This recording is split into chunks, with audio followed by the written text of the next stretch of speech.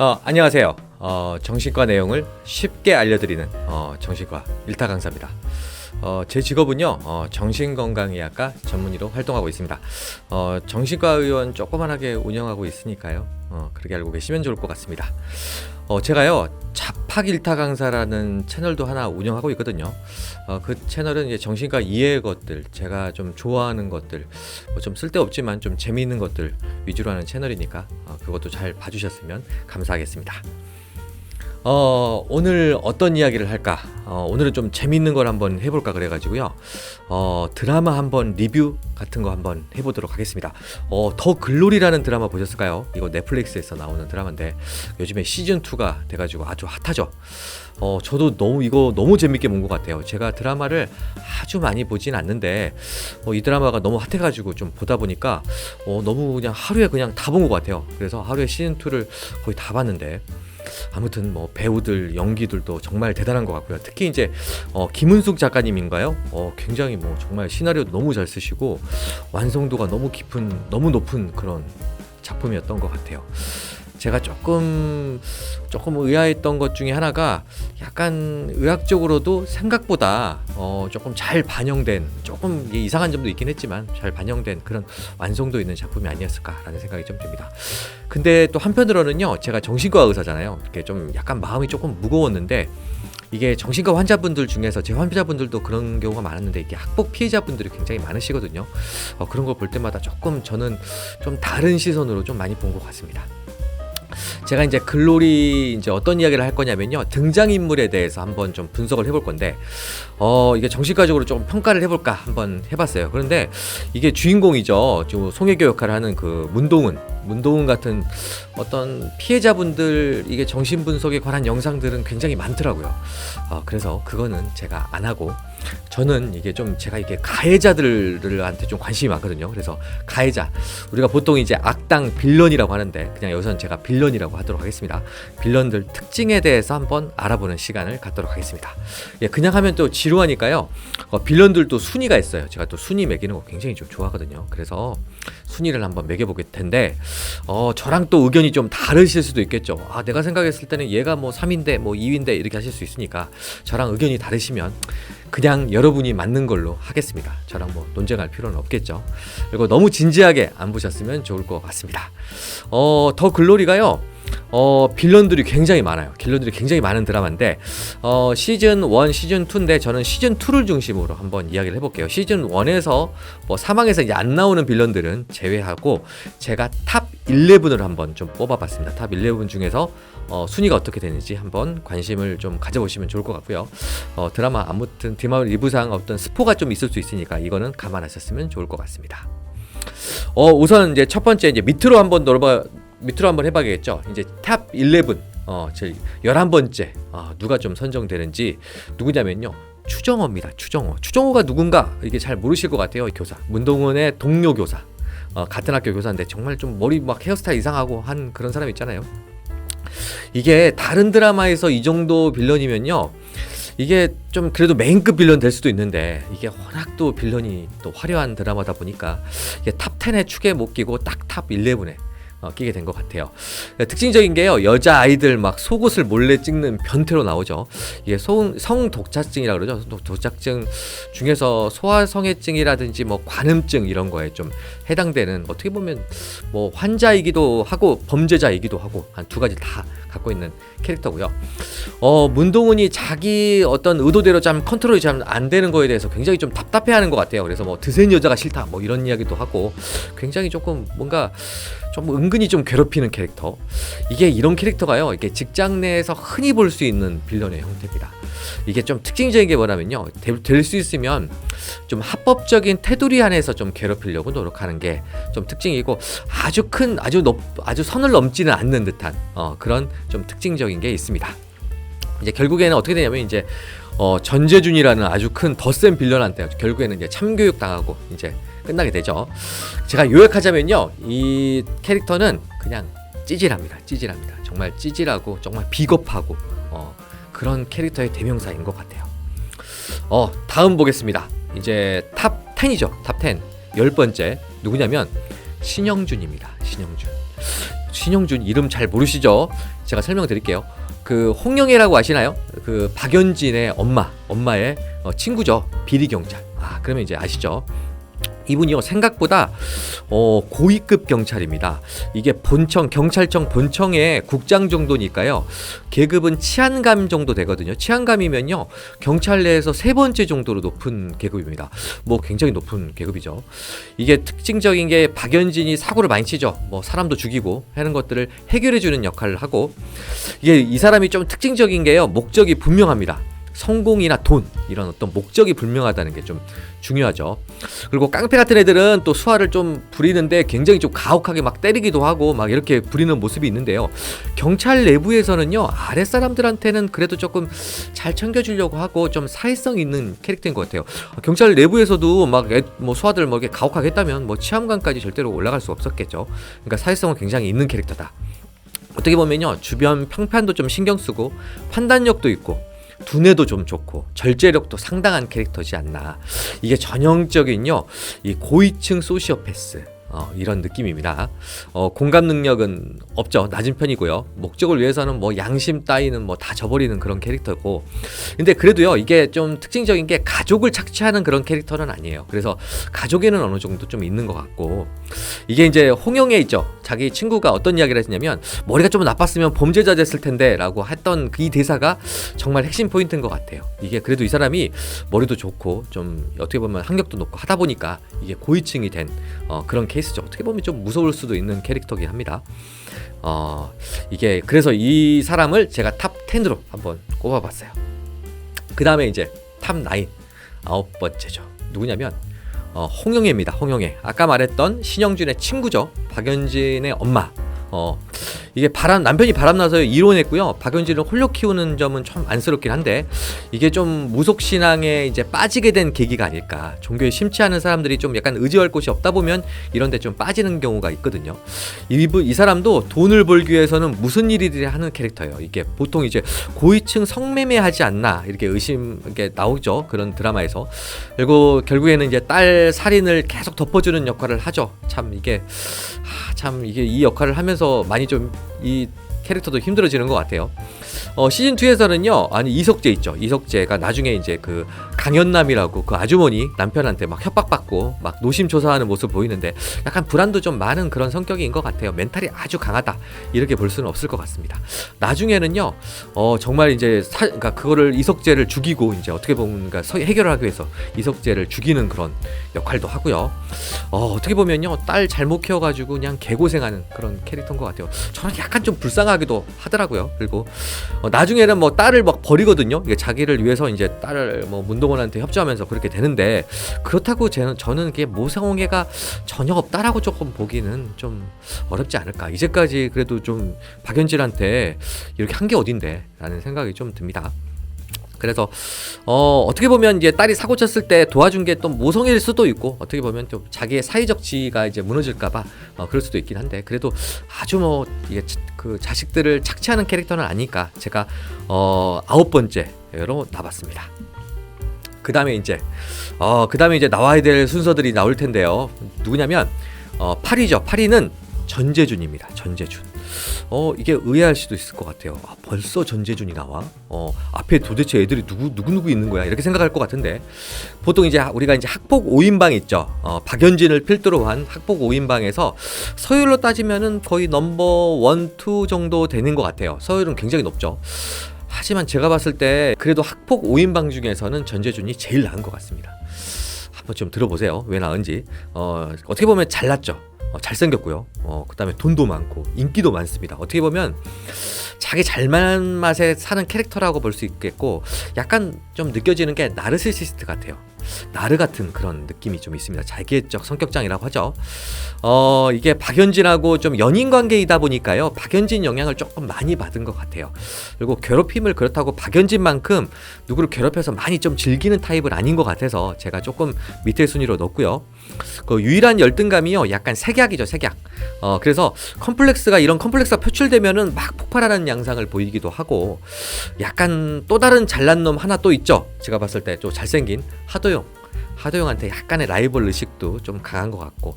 근데 제가 결정적으로 8위로 선택한 이유는요, 그 예솔이 있죠. 예솔이에 대한 어떤 좀 부성애가 많이 좀 느껴져서, 그래도 예솔이를 조금 아끼는 마음 같은 거는 좀 있지 않나 해서 제가 8번째로 한번 뽑았습니다. 진단적인 거 보면은 아까 나르시시스트랑 또 아니면은 간헐적 폭발성 장애 같은 그런 느낌이죠. 보통 이제 우리가 분노 조절 장애 뭐 이런 것들은 있지 않을까. 갑자기 보면요, 갑자기 뜬금없이 막 화를 내는 장면들이 굉장히 조금 많은 것 같습니다. 다음 캐릭터 한번 이제 해볼게요. 다음 이제 7위입니다. 7위. 7위는 최혜정입니다. 최혜정. 최혜정이 누구냐면 스튜디스죠. 스튜디스 혜정아로 유명한 혜정입니다. 학폭 5인방 중에서는 제가 봤을 때는 제일 낮은 위치 중에 하나죠. 손명호랑 조금 비슷비슷한 것 같아요. 둘이가 제일 낮은 것 같아요.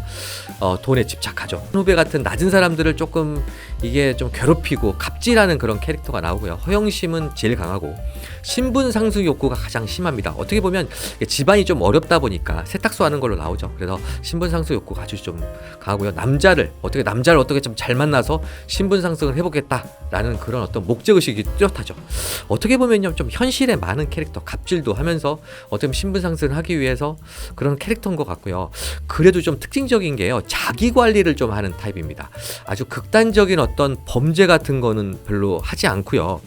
충동적인 면도 조금 덜합니다. 어떻게 보면 자기 관리 좀 하는 스타일인데, 나중에 나오는 그 이사라하고는 조금 반대였겠어요. 이사라는 자기 관리 전혀 안 하잖아요.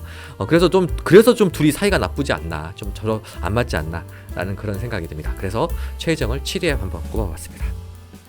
이제 6위죠. 6위는 이사라를 제가 한번 뽑아봤습니다. 이사라는 서열 3위죠. 우리가 학폭 5인방 중에는 서열 3위고요. 부유한 집안입니다. 부모님이 목사님이죠. 부모님 아버지가 목사고 마약 중독자, 알코올 중독자죠. 가장 어떻게 보면 한심한 캐릭터예요. 학폭 멤버 중에서요, 다른 애들은 다들 열심히 살아요. 어떻게 보면 박연진만 해도 기상캐스터 열심히 하려고 그러고, 전재준도 어떻게 보면 사업하려고 그러고, 손명호도 어떻게 보면 자기 먹고 살기 위해서 하는데, 이사라는 정말 어떻게 보면 그냥 부모한테 빌붙어가지고 마약만 하는, 어떻게 보면 문동훈이 아마 복수 안 했어도 아마 이게 제가 봤을 때 이사라는 그냥 어떻게 보면 인생 망가졌을 것 같은 그런 캐릭터입니다. 이 캐릭터가요, 이 배우분이요, 그 마약 금단 증상 연기를 너무 잘하시는 것 같아요. 그래서 정말 놀랐습니다. 그래서 한번 6위로 한번 뽑아봤고요. 5위는 이제 학폭 5인방에 어떻게 보면 서열 가장 낮지만 5위인 손명호를 한번 꼽아봤습니다. 5위. 학폭 5인방 중에서 서열이 가장 낮고, 집안 형편이 어렵죠. 집안 형편이 어려우면서도 머리도 안 좋은 것 같아요. 그래서 온갖 범죄를 가장 쉽게 하는 캐릭터고, 미래에 대한 별다른 계획도 없습니다. 그냥 막 사는 것 같아요. 어떻게 보면 전재준 등 다른 멤버한테도 항상 무시당하죠. 최혜정한테도 막 무시당하니까 좀 피해의식이 좀 많은 것 같고요. 어떻게 보면 박연진을 제외하고는 가장 범죄를 많이 저지르는 케이스가 아닐까. 성폭행도 하고 성추행도 하고 마약 거래도 하고 뭐 이러죠. 어떻게 보면 전재준과는 주종 관계죠. 아마 전재준과 같은 힘이 있었으면 아마 좀 더 심한 것을 많이 했을 것 같은 그런 느낌이 좀 있습니다. 그래서 제가 5위로 한번 뽑아봤고요. 4위는 이제 드디어 나옵니다. 오늘의 주인공급이죠. 박연진입니다. 박연진. 와, 그러면은 여기서부터 좀 이상하죠. 박연진 1위일 줄 알았는데 왜 4위가 나오지? 라고 생각하실 것 같아요. 더 무시무시한 애들이 제가 봤을 때는 있다고 생각했으니까 4위로 뽑았겠죠. 드라마로 봤을 때는요, 주인공급이죠. 메인 빌런이고요. 메인 빌런. 말이 필요 없는 진짜 나쁜 짓을 정말 많이 한 인물로 나오죠. 문동훈을 괴롭힌 거는 정말 이거는 용서받지 못할 정말 죄인 것 같고요. 학폭 5인방의 리더예요. 사실 학폭 5인방들이 이렇게 심하게 문동훈을 괴롭힌 게 사실 박연진 때문이라고 저는 생각하거든요. 적당히 괴롭힐 수도 있었는데 박연진이 이제 문동훈한테 꽂혀가지고 윤소희랑 문동훈을 심하게 좀 괴롭힌 그런 걸로 나오죠. 이게 어떻게 보면 손명호도 죽이고 윤소희도 죽이는데, 이게 과실치사인지 살인인지 전 잘 모르겠어요. 아무튼 그래도 사람을 죽이긴 하지만 이게 좀 약간 계획적이지는 않는 것 같아요. 약간 우발적인 면이 있다. 괴롭히는 거는 당연히 계획적이지만 사람 죽인 것까지는 우발적인 면이 있지 않을까라는 생각이 좀 듭니다. 그래도 이제 제가 4위로 뽑은 이유가 있겠죠. 4위로 뽑은 이유는 그 예솔이한테, 딸한테는 그래도 좀 모성애가 조금 느껴져서, 모성애도 느껴지고 좀 의무를 그래도 내가 엄마로서의 의무를 좀 다하려고 하는 모습이어서 제가 4위로 뽑았습니다. 그러면 1, 2, 3위는 그런 것도 없다는 그런 뜻이게 되겠죠. 예. 그 다음에 세 번째 3위인 정미희입니다. 정미희가 누굴까? 이름이 잘 모르실 거예요. 문동은 엄마입니다. 문동은 엄마. 이제 다 아시겠죠? 문동은 엄마 좀 심했지. 저는요, 죽은 윤소희도 조금 불쌍한데, 저는 문동은이 좀 더 불쌍한 게요, 사실은 엄마 때문이에요. 엄마 때문. 그래도 윤소희 어머니는 그래도 장애도 있으시고 하지만 그래도 윤소희를 되게 따뜻하게 생각하는 그런 마음이 많이 느껴지거든요. 근데 이분은 정말, 문동은 엄마는 진짜 답이 없습니다. 답이 없어요. 어떻게 보면 유일한 가족인 문동은한테 굉장히 조금 잘할 것 같기도 한데, 잘해야 되는데요. 정말 뭐 자기 욕심을 채우기 위해서는 그냥 욕심을 채우는 그냥 대상 수단으로 보는 거죠. 이 배우분이 연기를 정말 잘하시는 것 같아요. 정말 짜증나게 연기를 잘하시는 것 같고, 약간 어떻게 보면 만성적인 여자 알코올 환자분들이 딱 보이는 그런 외모에 그런 연기를 하시는 것 같으니까 정신과 의사로서는 정말 좀 깜짝 놀랐고요. 마지막에 또 이게 정신병원에 입원할 때 이게 막 입원하는 장면이 나오잖아요. 근데 뭐 진단은 조금 동의하기 좀 어려울 것 같아요. 저는 거기서 뭐 간헐적 폭발장애, 뭐 분노 조절 장애처럼 나오는데 좀 그건 아닌 것 같고요. 왜냐면 그거는 계획성이 없어야 되거든요. 그러니까 약간 어떻게 보면은 불을 지를 때도 나도 모르게 뭔가 화를 낼 때도 그렇게 되는데, 어떻게 보면 약간 문동은을 괴롭히기 위해서, 문동은이 불에 약간 약하다는 걸 알기 때문에 일부러 한 측면이 있기 때문에 저는 약간 간헐적 폭발장애라고 그것 때문에 보기는 좀 어려울 것 같고, 그 다음에 피해망상이라고 나오는데, 피해망상 같은 경우도 어떻게 보면은 뭐 진단명은 아니니까 그것도 뭐 진단이라고 볼 수는 없을 것 같습니다. 결국에는요, 뭐 진단은 그냥 알코올 사용장애, 그냥 알코올 중독이죠. 알코올 중독이라고만 봤어도 되지 않을까라는 생각이 들고요. 이게 이제 입원하는 게 조금 제가 좀 설명을 좀 드리자면요, 우리가 이제 보호 의무자에 의한 입원이라는 게 있거든요. 그게 뭐냐면 보통 말하는 강제 입원, 요즘에는 이제 강제 입원이라는 말을 안 쓰기 때문에 보호자의 입원인데, 이거는 어떤 조건에 의해서 입원을 할 수 있냐면요, 심각한 정신질환이 있어야 되고, 그 다음에 자타의 우려가 있어야 됩니다. 자기를 해하거나 남을 해하는 뭐 어떤 증거들이 있어야 돼요. 여기서 나오는 거는 이제 불 지르는 거가 자타의 우려가 되는 대표적인 증거가 되겠죠. 그 다음에 또 한 가지 조건이 뭐냐면, 보호 의무자가 2명이 동의를 해야 됩니다. 보호 의무자가 보통 가족이거든요. 보통은 직계 같은 경우, 직계 혈족은 그냥 보호 의무자가 되고요. 뭐 예를 들어 형제 같은 경우 그걸 반계 혈족이라 그러는 거나, 아니면 뭐 처형이라든지 처남 뭐 이런 사람들은 이제 우리가 인척이라고 그러는데, 반계 혈족이나 인척 같은 경우는 이제 뭐냐면 이게 생계를 같이 해야 돼요. 같이 살거나 뭐 예를 들어서 뭐 경제적인 지원을 해주거나 그러면 이제 보호 의무자가 되는데, 보호 의무자 2명의 동의가 필요합니다. 근데 가족이 1명인 경우 있죠. 보호자 1명인 경우는 1명도 가능하니까, 이 경우에는 그냥 문동은이 동의해주면 입원하는 그런 케이스였죠. 제가 봤을 때는요, 이 사람 볼 때 그냥 홍영애 있죠. 박연진 엄마는 정말 제가 봤을 때는 천사입니다. 천사라 보일 정도로 정말 최악의 부모고요. 이런 부모는 어떻게 해야 되나? 아마 이런 부모가 있는 분들 있으실 거예요. 제가 봤을 때는 손절입니다. 손절. 다른 방법 없어요. 손절만이 답일 것 같습니다. 이제 2명 남았죠. 2명. 그 다음 이제 두 번째, 이제 2위죠. 2위는 이석재입니다. 이석재 누군가? 강연남 남편이죠. 강연남, 이게 조력자 있잖아요. 문동은을 도와주는 조력자 아주머니의 남편입니다. 가정폭력에 그냥 어떻게 보면 인간 쓰레기죠. 인간 쓰레기 같은 사람이고, 아내하고 딸을요, 그냥 지속적으로 그냥 자기 기분에 맞춰서 그냥 막 폭행합니다. 제가 인상 깊었던 장면이 뭐냐면요, 강연남이 돈을 가지고 이제 보여주는 장면이 있는데, 그때 우리 선아 어디 술집 취직했어? 라고 하면서 말하는 거 보고는요, 이 사람은 진짜 답이 없구나, 답이 없는 캐릭터구나 라는 생각이 좀 들었고요. 어떻게 보면 제가 봤을 때 학폭 5인방들에 비해서는 한 수 위다, 정말 한 두 수 위다 라는 생각이 좀 들고요. 이게 이제 진단을 내리자면 반사회적 성격장애의 전형적인 유형이 되겠습니다. 물론 그 3위인 뭐 정미도 반사회적 성격장애의 전형적인 유형이긴 한데, 이석재가 좀 더 교과서적인 어떤 인물이 아닐까라는 생각이 좀 들고요. 교도소 가면요, 이런 캐릭터가 굉장히 많습니다. 그리고 자기 이득을 위해서는요, 뭐 가족들도 서슴지 않는 그런 캐릭터인데, 돈을 위해서는 뭐 범죄도 서슴지 않는 캐릭터. 이게 정말 최고 끝판왕 아닌가? 라고 생각이 들지만, 이게 1위하고 어떤 차이가 있어요. 그래서 1위하고는 어떤 차이가 있는지 좀 이따 말씀드릴게요. 이제 마지막 대망의 1위입니다. 대망 1위, 뭐 축하하기는 좀 그렇긴 한데, 강현천입니다. 강현천 누군지 모르시죠? 이름 보면 잘 모르실 텐데, 연쇄살인범 아시죠? 그 주여정 아버지 살해한 그 교도소에 있는 그 사형수, 그게 이제 강영천입니다. 어떻게 보면요, 정말 말도 안 되게, 저희가 이제 의사라서 좀 그럴 수도 있는데, 주효정 아버지가 정말 의사도 중에서도 굉장히 좀 훌륭하신 분이잖아요. 주영 아버지를 그렇게 이제 자기 어떻게 보면 은혜를 원수로 갚은 그런 케이스가 아닌가라는 생각이 들고, 은혜를 원수로 갚은 것도 모자라서 편지를 지속적으로 해서 어떻게 보면 주효정을 지속적으로 어떻게 보면 조롱하죠. 가지고 놀죠.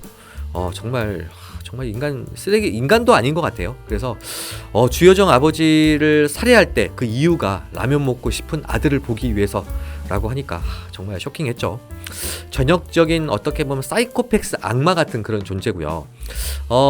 옛날에 그 양들의 침묵이라는 영화 보셨어요? 양들의 침묵 보면은 한니발을 나오거든요. 한니발과 같은 그런 캐릭터가 아닌가라는 생각이 좀 듭니다. 이게요, 이런 사람들이 제가 그 이석재나 정미희보다 강영천을 1위로 뽑은 이유가요, 이런 사람들은 어떤 특징이냐면 돈과 이득으로만 살인 같은 범죄를 하는 건 아니에요. 돈 따고 이득 때문에 하기도 하지만 결국에는 이런 살인이라든지 이런 범죄 자체를 즐기는 경향이 있습니다. 그러니까 이유도 없이 돈 없어도 그냥 사람을 죽이는 거예요. 이게 이제 어떻게 보면 강영천을 제가 1위로 뽑은 이유입니다. 어떻게 보면요, 주효정이 그런 이야기 했잖아요. 이 사람은 인간이 아닙니다. 인간이 아니에요. 그래서 인간이 아닌 거, 그 다른 빌런들, 이제까지 나온 빌런들과는 급이 다릅니다. 제가 봤을 때 이런 사람들은 어떻게 해야 되나, 저는 그냥 사형시키는 게 맞는 것 같아요. 제가 뭐 사형제를 찬성하는 입장은 아닌데, 그래도 강영천 같은 사람들은 사형해도 되지 않을까, 그런 생각이 좀 드는 그런 캐릭터입니다. 제가 한번 그냥 제 생각대로 한번 순위를 한번 매겨보았는데요. 한번 정리를 한번 해볼게요. 첫 번째, 제가 1티어 처음 최고 티어는 강영천, 2티어 쪽에 있는 거는 이석재, 정미희, 세 번째 티어에 있는 거는 뭐 학폭 5인방들이 있는 것 같고요. 네 번째 티어는 홍영애, 신영준, 다섯 번째 티어는 우리 찌질이 추정호가 있지 않을까 라는 생각이 듭니다. 그래서 제가 순위를 매겨봤고요. 그 순위마다 이렇게 1티어, 2티어마다 어떤 특징적인 게 있어요. 강영천과 이석재, 정미의 차이는, 강영천이 역시 아까 말한 것처럼 어떤 범죄를 저지를 때 목적성에 좀 차이가 있다라는 생각이 좀 들고, 또 이게 그 가족을 어떻게 생각하느냐에 따라서 제가 좀 순위를 많이 좀 영향을 미쳐봤습니다. 오늘 제가 더 글로리 시즌2 빌런들에 대해서 한번 순위를 한번 매겨봤는데요. 재밌었는지 모르겠네요. 다시 한번 제가 말씀드리자면, 제 개인적인 견해니까 또 생각이 다르시더라도 너무 좀 이해해 주셨으면 좋을 것 같아요. 그래요. 오늘은 마무리를 하도록 하겠습니다. 오늘 영상이 더 좋으셨다면 구독, 좋아요, 알림 설정 해주시면 감사하겠습니다. 어떻게 보면 다음에도 더 좋은 영상에서 뵙도록 하겠습니다. 이제까지 정신과 일타 강사였습니다.